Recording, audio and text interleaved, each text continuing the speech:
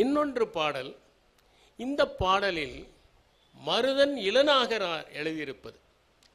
அதிலே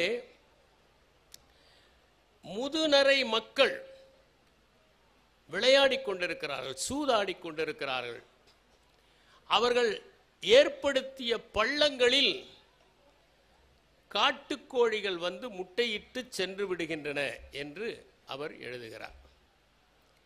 இந்த காட்டுக்கோழிகளை தமிழ் இலக்கியத்தில் பல இடங்களில் உருவகப்படுத்தியிருக்கிறார்கள். இதிலிருந்து ஒன்று புரிந்து கொள்ள முடிகிறது. காட்டுக்கோழிகளுக்கும் நாட்டுக்கோழிகளுக்கும் இருந்த தொடர்பை நம்முடைய கவிஞர்கள் அறிந்திருக்கிறார்கள். இரண்டாவது, இயற்கையோடு இயைந்து வாழ்ந்திருக்கிறார்கள்.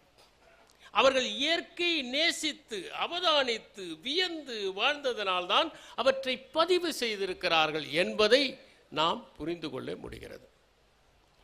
வள்ளின் நல்லகம் நிறைய பல்பொறி கானக வாரணம் ஈனும் காடாகிய விழியும் நாடுடையாரே என்பது அந்த பாடல்.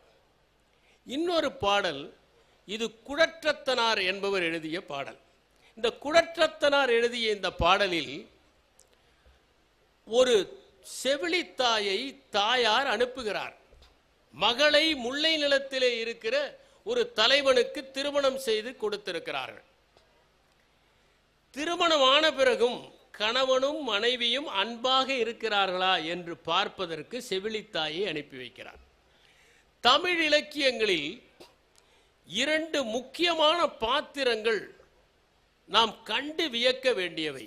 ஒன்று தோழிகள், இன்னொன்று செவிலித்தாய்கள். இலக்கியத்தில் கோழிகள் என்று பேசுவதைப் போல இலக்கியத்தில் தோழிகள் என்றும் பேசலாம்.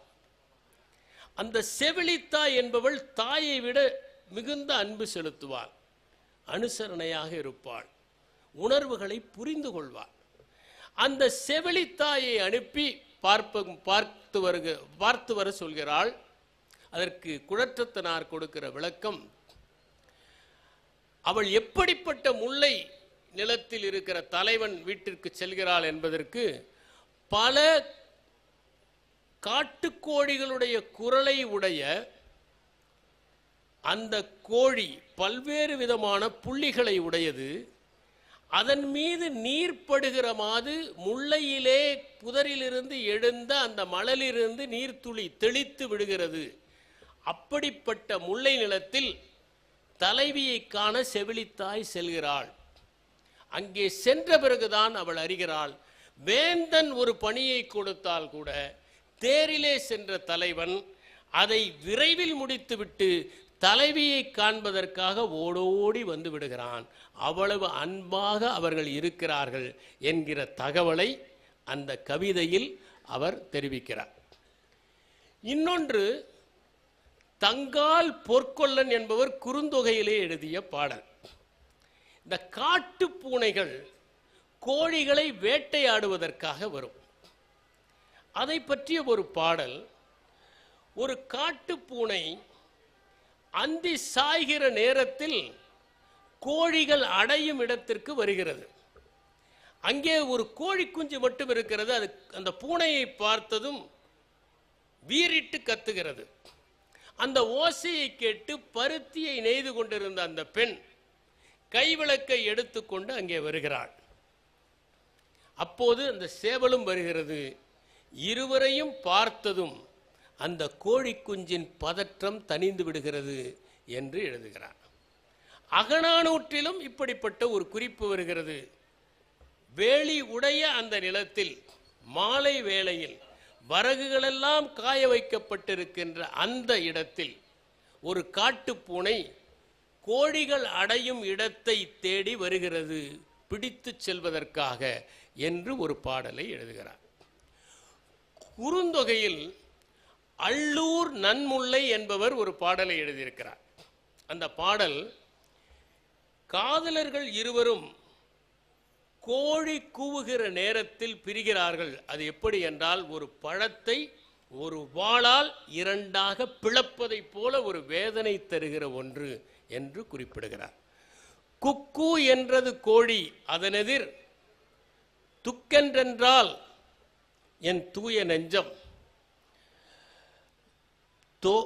தோடாய் காதலர் பிரிக்கும் வால்போல் வைகரை வந்தென்றால் எனவே என்பது அந்த பாடல்.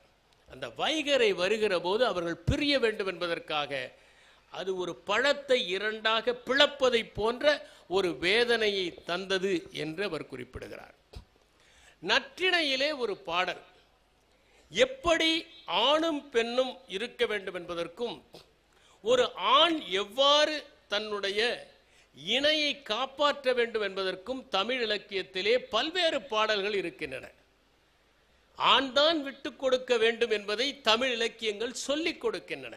சிறுபஞ்ச மூலத்திலே ஒரு பாடல் கூட நாம் படித்திருக்கிறோம்.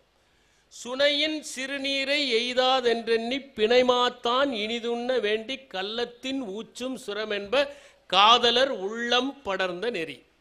இரண்டு மான்கள் ஒரு பாலை நிலத்திலே சென்று கொண்டிருக்கின்றன. தண்ணீர் கிடைப்பது கடினம்.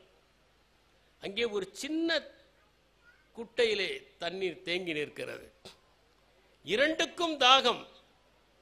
இரண்டும் வாயை வைக்கின்றன.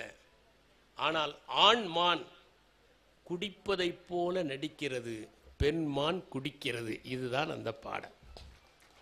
அதை போலதான் இந்த நற்றிணையிலே வருகிற ஒரு பாடலில் ஒரு கானக வாரணம், அது ஈரமணலை தோண்டுகிறது. அதிலே ஒரு நீண்ட மண்புழுவை பார்க்கிறது. உடனே தான் உண்ணவில்லை, தன்னுடைய பேடையை அடைக்கிறது, அதை உண்ணச் சொல்லி பார்த்து ரசிக்கிறது என்று அதிலே குறிப்பிடப்பட்டிருக்கிறது. பல்பொறி காமரு தகைய காண வாரணம் பெயல் நீர் போகிய வியல் நெடும் புறவில் புலரா ஈர்மணல் மிளிரக் கெண்டி நாளிரை கவர மாட்டி தன் பேடை நோக்கிய பெருந்தகை நிலையே என்று அந்த நற்றிணை பாடல் குறிப்பிடுகிறது. இந்த கோழிகள் குப்பையை எப்படி கிளறும், எப்படி உணவை தேடும் என்பதை கம்பராமாயணத்திலே ஒரு பாடல் குறிப்பிடுகிறது. அதிலே கோழிகள் கிளறுகின்றன. அப்படி கிளறுகிற போது அந்த குப்பையிலே வைரக்கற்கள் கிடைக்கின்றன, ரத்தினங்கள் கிடக்கின்றன. அந்த வைரக்கற்களை மின்மினி பூச்சிகள் என்று நினைத்து கொண்டு குருவிகள் அவற்றை எடுத்து கொண்டு போய் தன்னுடைய கூட்டிலே வைக்கின்றன என்று அந்த கற்பனை. நாம் மின்மினி பூச்சிகளை ரத்தனங்களாக கற்பனை செய்வதை பார்க்கிறோம். அவர் கூட அந்த சிலப்பதிகாரத்திலே கொடி ஆடுவதை பற்றி குறிப்பிட்டிருக்கிறார். அது தற்குறிப்பேற்ற அணி, பேத்தட்டிக் ஃபேலசி என்று ஆங்கிலத்தில் சொல்லுவார்கள். ஜூலியஸ் சீசர் நாடகத்திலே வரும். அதிலே இயற்கையின் சீற்றங்களை எல்லாம் பார்த்து ஏதோ அசம்பாவிதம் நடக்கப் போகிறது என்று கலிபோர்னியா நினைப்பாள். பேத்தட்டிக் ஃபேலசி என்பது ஆங்கிலத்தில், தற்குறிப்பேற்ற அணி என்பது தமிழில். அதை போல இதிலே அந்த மின்மினியை ரத்தினங்கள் என்று நினைத்து கொண்டு போய் அவை வைத்து விடுகின்றன. சூடுடை தலை தூணிற வாரணம் தாழ் துணை குடையும் தகைசால் மணி மேட்டு இமைப்பன மின்மினியாம் என கூட்டில் ஒய்க்கும் குருவிக்குடாம் அரா என்று கம்பராமாயணத்திலே அந்த பாடல் இடம்பெற்றிருக்கிறது. பட்டினப்பாலையிலே கோழிகளை பற்றி ஒரு குறிப்பு வருகிறது. வீட்டிலே எப்போதும் நச்சரித்து கொண்டு குறும்பு செய்து கொண்டிருக்கிற ஒரு பெண்ணை அந்த திணையை காவல் காட்பதற்காக அனுப்பி வைக்கிறார்கள். அவள் அங்கே அமர்ந்திருக்கிறாள். கோழி வருகிறது. அதை அவள் எழுந்து சென்று விரட்டாமல் தன் காதிலே இருக்கிற அந்த குழையை எடுத்து வீசி எடுக்கிறாள். அந்த கணங்குழைகள் சின்ன குழந்தைகள் நடைவண்டியை எடுத்து செல்லுகிற போது மேலே செல்ல முடியாமல் தடையாக இருக்கின்றன என்று நற்றிணையிலே ஒரு பாடல் இருக்கிறது. பட்டினப்பாளையிலே அந்த பாடல் இருக்கிறது. இந்த பியூரிட்டன்ஸ் என்பவர்கள் நாடகம், இலக்கியம், கலை இவையெல்லாம் தேவையில்லை, இந்த கேளிக்கைகளை எல்லாம் தடை செய்ய வேண்டும் என்று சொன்னார்கள். ஆலிவர் கிராம்பெல் வந்தபோது இங்கிலாந்திலே இருக்கிற நாடக கொட்டகைகள் எல்லாம் மூடப்பட்டன. அதனால் இதை பற்றி ஷேக்ஸ்பியர் குறிப்பிடுகிறார். அப்படி பல இடங்களில் இந்த கோழிகள் சண்டை என்பது இடம்பெற்றிருக்கிறது என்பதை நாம் தெரிந்து கொள்ள முடிகிறது. தமிழ்நாட்டிலே கோழிகள் சண்டையில் ஈடுபட்டது மட்டுமல்ல, அந்த கோழிகளை பிரியமாக வளர்த்திருக்கிறார்கள். ஒருவேளை அந்த சேவல் சண்டையிலே இறந்து விட்டால் அதற்கு நடுகள் வைத்திருக்கிறார்கள். வீரத்தை கொண்டாடுகிற இனமாக தமிழ்நாடு ஒரு காலத்தில் இருந்தது. அப்போது போரிலே யாராவது இறந்தால் நடுகள் வைத்து வழிபடுவார்கள். மரணத்திற்காக அழமாட்டார்கள், கூடி குதூகலித்து கொண்டாடுவார்கள் மரணத்தை. அவ்வாறு சண்டையிலே இறந்த கோழிக்கு 2 இடங்களில் நடுகர்கள் இருப்பதை பார்க்க முடிகிறது. ஒன்று இந்தலூர் என்கின்ற இடம், இன்னொன்று அரசலாபுரம் என்கிற இடம். இந்த 2 இடங்களிலும் நடுகர்கள் இருந்ததை பார்க்க முடிகிறது. கம்பர் தன்னுடைய ராமாயணத்தில் கோசல நாட்டில் மக்கள் எப்படியெல்லாம் பொழுதுபோக்கினார்கள் என்பதை பற்றி குறிப்பிடுகிற போது அவர் சொல்லுகிறார், இதை பற்றி குறிப்பிடுகிறார். கருப்புற மனமும் கண்ணில் சிவப்புறு சினமும் காட்டி உருப்பரு படையின் தாக்கி உருவகை இன்று சீறி வெறுப்பில் களிப்பின் வெம்போர் மதுகய வீர வாழ்க்கை மறுபட ஆவி பேனா வாரணம் பொறுத்துவாரும் என்று குறிப்பிடுகிறார். இந்த கோழிகள் வீரத்தின் அடையாளமாக தன் உயிரை கூட காப்பாற்றிக் கொள்ளாமல் கவலைப்படாமல் சண்டை போடும் என்கிற தகவலை அவர் குறிப்பிடுகிறார். இன்னொன்றையும் சொல்லுகிறார், கோசல நாட்டு மக்கள் இவ்வாறு எருமை கடாக்களையும் மோத விடுவார்கள் என்று குறிப்பிடுகிறார். தமிழிலே இந்த கோழிகள் எவ்வாறு மோதுகின்றனவோ அந்த சண்டைக்கு பெயர் சேவற்களம் என்று பெயர். இந்த சண்டை சேவல்களுக்கு பெயர் சேவற்கட்டு என்று ஒரு பெயர் இருக்கிறது. இதை பற்றி பல்வேறு இலக்கியங்களில் குறிப்பிடப்பட்டிருக்கின்றன. அதில் புறப்பொருள் வெண்பா மாலையிலும் ஒரு பாடல் வருகிறது. அதிலே பாய்ந்தும் எரிந்தும் படிந்தும் பலகாலும் காய்ந்தும் வாய்க்கொண்டும் கடுஞ்சொல்லார் ஆய்ந்து நிறங்கண்டு வித்தகர் நேர்விட்ட கோழி புறங்கண்டும் தான் வருமே போர்க்கு என்பதுதான் அந்த பாடல். இந்த கோழி பல இடங்களில் சென்று சண்டை போட்டு அதற்கு எத்தனை முறை விட்டாலும் அது போர் செய்வதற்கு தயாராக இருக்கும் என்பதை அந்த பாடல் குறிப்பிடுகிறது. தமிழிலே 2 முக்கியமான நாவல்கள் இந்த சேவல் சண்டையை பற்றி எழுதப்பட்டிருக்கிறது. தாவோவிலே இதை பற்றிய ஒரு குறிப்பு உண்டு.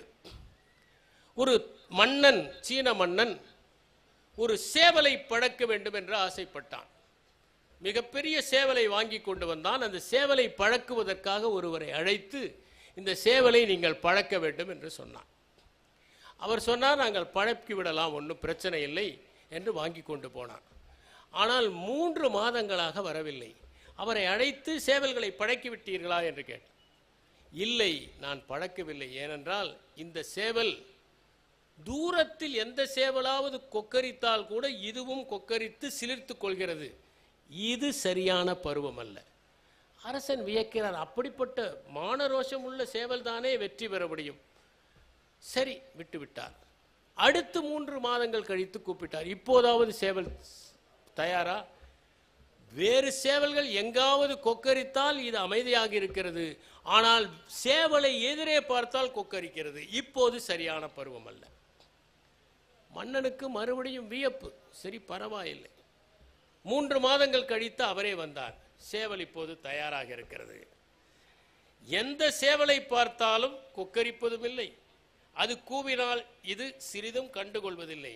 இப்போது சண்டைக்கு விடலாம். மன்னன் சண்டையை அறிவித்தார். மன்னனுடைய சேவலோடு எந்த சேவல் வேண்டுமானாலும் மோதலாம். இந்த சேவல் இப்படி கம்பீரமாக நின்று கொண்டிருக்கிறது. அதை பார்த்த மாத்திரத்தில் மற்ற சேவல்கள் எல்லாம் பயந்து ஓடிவிடுகின்றன. வெல்ல முடியும் என்பதைத்தான் இது குறிப்பிடுகிறது. டால்ஸ்டாயினுடைய ஒரு உருவக்கதை உண்டு. அதிலே 2 சேவல்கள் சண்டை போடுகின்றன. ஒரு சேவல் இன்னொரு சேவலை வீழ்த்தி விட்டு பெருமிதம் கொண்டு தன்னுடைய பெட்டைகளுக்கு மட்டும் காண்பிக்க விரும்பாமல் சுற்றுப்பக்கத்தில் இருக்கிற அனைவரிடமும் காண்பிப்பதற்காக சிறகுகளை எல்லாம் அசைத்து வேகமாக பறந்து ஒரு கூரையின் மேல் வந்து அமர்கிறது. அப்போது எங்கிருந்தோ பறந்து வந்த ஒரு பருந்து அதை கவ்விக்கொண்டு போய்விடுகிறது. அதிகமாக பெருமிதமோ பெருமையோ நாம் ஒருபோதும் அடையக்கூடாது என்பதை உணர்த்துவது இது. நம் அருகிலே இருந்தால் அவர்கள் சாதாரணமானவர்கள், எளிமையாக இருந்தால் சாதாரணமானவர்கள், அன்பாக இருந்தால் சாதாரணமானவர்கள் என்கிற நினைப்பு நம் மக்களுக்கு எப்போதும் உண்டு. இதை தியான்ஜா என்பவர் ஒரு சீன அறிஞர், மன்னனுடைய அரசவையிலே இருக்கிறார். ஆனால் ஒருபோதும் மன்னன் அவரை அங்கீகரிக்கவில்லை. ஒரு நாள் அவர் நேராக மன்னனிடம் சென்றார். நான் உங்கள் இடத்தை விட்டு வேறு நாட்டிற்கு போகப் போகிறேன். ஏன் போகிறீர்கள்? நீங்கள் உங்கள் தோட்டத்தில் நிறைய சேவல்கள் வளர்க்கிறீர்கள். இந்த சேவலிடம் 5 நல்ல குணங்கள் இருக்கிறது. ஒன்று, அதன் கொண்டை கம்பீரத்திற்கு உதாரணமாக இருக்கிறது. அதன் நகங்கள் வலிமையை காட்டுகிறது. சண்டையிடுவதற்கு தயாராக இருப்பது அதன் வீரத்தை காண்பிக்கிறது. எந்த உணவு கிடைத்தாலும் பெட்டைகளை அழைப்பது அதனுடைய பகிர்ந்து கொள்ளும் தன்மையை காண்பிக்கின்றது. புழுக்களை பூச்சிகளை எல்லாம் தின்பது அது உனக்கு விசுவாசமாக இருப்பதை காண்பிக்கிறது. இந்த 5 குணங்கள் இருக்கிற சேவல் தினமும் உன்னுடைய மேசைக்கு உணவாக பரிமாறப்படுகிறது. ஆனால் எங்கிருந்தோ வந்த பனிக்கொக்கு உன்னுடைய தோட்டத்தில் இருக்கிற மீன்களை எல்லாம் தின்றுவிட்டது, தாவரங்களை எல்லாம் பாழடித்து விட்டது, எல்லா இடங்களிலும் அசிங்கம் செய்து விட்டது. ஆனால் அதை போய் தினமும் ரசித்து கொண்டிருக்கிறாயே, காரணம் எப்போதும் இருப்பது கண்களில் படுவதில்லை. எனவே உன் கண்களில் படாத இடத்திற்கு போனால் என் அருமை உனக்கு தெரியும் என்று தியான்ஜா குறிப்பிடுகிறார். அண்மையிலே ஓரிடத்திலே படித்தேன், சேவல்கள் ஏன் வெட்டப்படுகின்றன? காரணம் மக்களை தூக்கத்திலிருந்து எழுப்புவதால் தான். யாரெல்லாம் தூக்கத்திலிருந்து எழுப்புகிறார்களோ அவர்களைத்தானே மக்கள் விரோதிகளாக கருதி கொள்கிறார்கள் என்பது. கோழிகள் செய்கிற ஓசையை பற்றி கவிஞர் பாரதிதாசன் அற்புதமான ஒரு கவிதை எழுதியிருப்பார். அதிலே பல ஓசைகள் வரும். காக்கா என்று கரையுது காகம், கோகோ என கூவுது கோழி, வல்வல் என குரைக்கும் நாய்தான், உள்ளூர் பன்றி உர் உர் என்கும், குக்கு என்று கூவும் கோழி, தகதா என்று ஆடும் மயில்தான், கிருகிரு என்று கொஞ்சம் புறாதான், கிருகிர் என்று சுற்றும் செக்கு,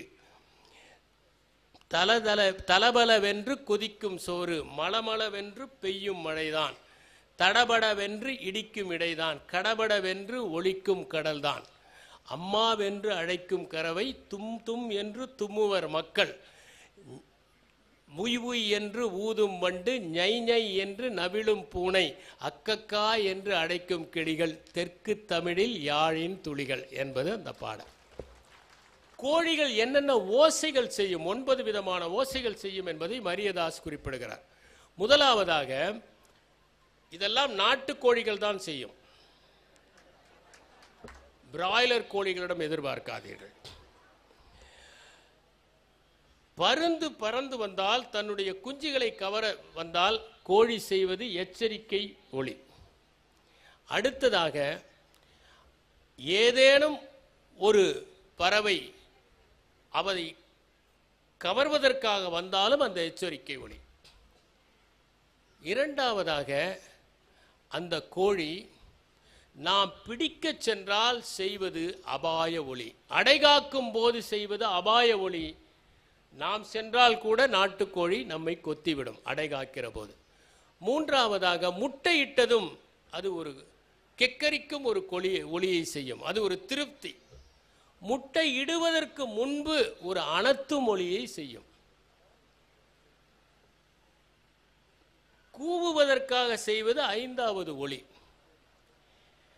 அது சில நேரங்களில் தன்னுடைய குஞ்சுகளை பார்த்து செய்வது ஒரு விதமான மௌனமான மென்மையான ஒலி. சேவலை பார்த்து செய்வது ஒரு விதமான காதல் ஒலி. கடைசியாக, அதை யாராவது பிடித்தால் செய்வது ஒருவித பய ஒலி, பிடித்து கொண்டு போனால் செய்வது ஒரு விதமான சங்கட ஒலி. இந்த 9 ஒலிகளையுமே நாட்டுக்கோழிகள் செய்யும். இப்போது சேவலை பற்றி, இந்த சேவல் சண்டையை பற்றி தமிழில் நிறைய இலக்கியங்கள் எழுதப்பட்டிருக்கின்றன என்பதை நான் குறிப்பிட்டேன். அண்மை காலத்தில் 2 முக்கியமான நாவல்கள் வந்திருக்கின்றன. ஒன்று பாலகுமாரன் விஜயகுமார் எழுதிய ஒரு சேவர் களம் என்கின்ற ஒன்று, இன்னொன்று சேவர் கட்டு என்று தவசி எழுதிய நாவல். தமிழ் ஊடகங்களிலும் இந்த சேவல் சண்டை இடம்பெற்றிருக்கிறது. கிழக்கு சீமையிலே என்கிற ஒரு படத்தில் மாமன் மச்சான் சேவல் சண்டை விட்டு மிகப்பெரிய பிரச்சனையாகி அவர்களுக்குள் தீராத பகைமை ஏற்பட்டுவிடும். இது ஒன்றை உணர்த்துகிறது, உறவினருக்குள் இப்படி விளையாட்டுகள் எல்லாம் விளையாடக்கூடாது, அது ஒருபோதும் நன்மையை விளைவிக்காது என்று. இன்னொன்று ஆடுகளம் என்கின்ற ஒரு படம். இன்னொன்று புதுமைப்பித்தன் எழுதிய சாதாரண கதை, அது சனப்பன் கோழி என்று. இதற்கு முன்னால் ஒன்றை நான் சொல்ல விரும்புகிறேன். மதிவேந்தன் என்பவர் ஒரு ஆய்வு கட்டுரை எழுதியிருக்கிறார். அதில் இந்த கோழிகளை பற்றி நாம் எப்படி ஒரு ஆணாதிக்க மனப்பான்மையோடு இருக்கிறோம் என்பதை சொல்லுகிறார். கோழி கூவி பொழுது விடியுமா என்று நாம் சொல்லுகிறோமே, இது ஒரு ஆணாதிக்க மனப்பான்மை. கவிக்கோ அப்துல் ரஹ்மான் கூட எழுதியிருப்பார், முட்டையிடும் வேலைக்கு சேவலை முன்னமர்த்தி கூவுகிற பெழுவேளை பெட்டைக்கு தரலாமா என்று. எனவே பெட்டை கோழிகளை நாம் நம்முடைய பழமொழியில் பெட்டை கோழி கூவி பொழுது விடியுமா என்றெல்லாம் சொல்லி அந்த ஆணாதிக்க மனப்பான்மை காண்பிக்கின்றோம். சேவல் சண்டை போட்டால் அது சேவல் கட்டு, ஆனால் பெண்கள் சண்டை போட்டால் சண்டை கோழி என்று நாம் சொல்கிறோம். சண்டை கோழி என்று திரைப்படங்கள் கூட வந்துவிட்டன என்று அவர் குறிப்பிடுகிறார். இதில் இருக்கிற நுட்பத்தை நாம் ஆராய வேண்டியவர்களாகத்தான் இருக்கிறோம். இப்போது சனப்பன் கோழிக்கு வருவோம். புதுமைப்பித்தனுடைய கதை. பரமேஸ்வரன் என்கிற ஒரு இளைஞன், அவன் தீவிர வைராகியம் உள்ளவன். அவனிடம் 2-3 வைராகியங்கள். ஒன்று, அரசு வேலைக்கு போகக்கூடாது என்பது. இது எந்த வகை வைராகியம் என்று தெரியவில்லை. 2வது வைராகியம், பணக்கார பெண்ணை திருமணம் செய்து கொள்ளக்கூடாது. 3வது, வரதட்சணை வாங்கக்கூடாது. இந்த 2 நோக்கங்களும் நல்ல நோக்கங்கள். அவருடைய தந்தை தேடி தேடி பார்த்து ஒரு உபாத்தியாயருடைய வீட்டிலே சாரதா என்கிற பெண்ணை திருமணம் செய்து வைக்கிறார். சாரதா அப்படி ஒரு அற்புதமான பேரழகி. கணவனுக்கும் மனைவிக்கும் ஒருவரை ஒருவர் மனம், ஏனென்றால் அவள் பெண்ணாயிற்றே என்று சனப்பன் கோழியை முடிக்கிறார் புதுமைப்பித்தன். முல்லா நஸ்ருதீன் அமர்ந்திருக்கிற போது பக்கத்து வீட்டுக்காரர் ஒருவர் தன்னுடைய சட்டையிலே கருப்பு ரிப்பன் ஒன்றை கட்டி கொண்டு வந்தார். முல்லா கேட்டார், என்ன கருப்பு ரிப்பன் கட்டி கொண்டு இருக்கிறீர்களே என்று. என் பாட்டி இறந்து விட்டார், அந்த துக்கத்திற்காக இந்த கருப்பு ரிப்பனை நான் கட்டி இருக்கிறேன் என்று அவர் சொன்னார். அடுத்த நாள் அவர் வருகிற போது, பக்கத்து வீட்டுக்காரர் வருகிற போது, முல்லாவின் கோழி குஞ்சுகள் எல்லாவற்றிற்கும் கழுத்தில் கருப்பு ரிப்பன். அவர் என்ன கேட்டார், என்ன உங்களுடைய கோழி குஞ்சுகளின் கழுத்தில் கருப்பு ரிப்பன்? அவர்கள் அம்மா இறந்து விட்டதால் கருப்பு ரிப்பன் கட்டி கொண்டிருக்கின்றன. எப்படி இறந்தது? நாங்கள் தான் சமைத்து சாப்பிட்டோம். நன்றி, வணக்கம்.